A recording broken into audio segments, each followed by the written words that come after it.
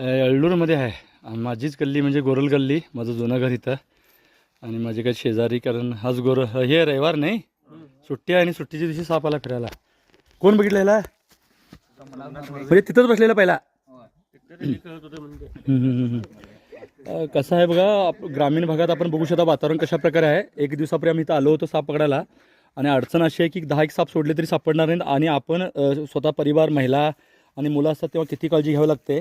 आणि काहीतरी त्याला झालेलं पण असू शकतं, कारण एवढं समोर त्याला राहण्याचं सुरक्षित ठिकाण असून सुद्धा तो कसं काय थांबला, कारण काय खाल्लेलं तो वाटत नाही आहे.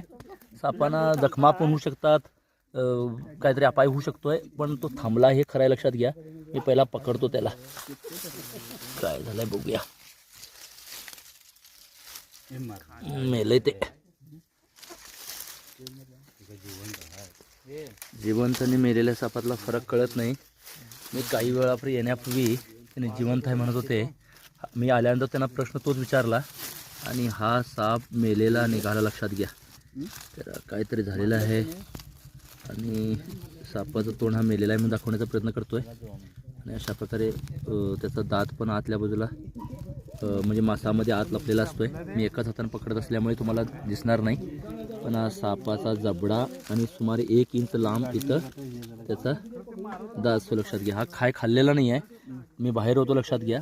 आणि मी त्यांना आल्यावर हा प्रश्न विचारला, आणि हा मेलेला आहे काय असं म्हणून, पण त्यांनी जिवंत आहे म्हणत होते, पण हा मेलेला लक्षात घ्या.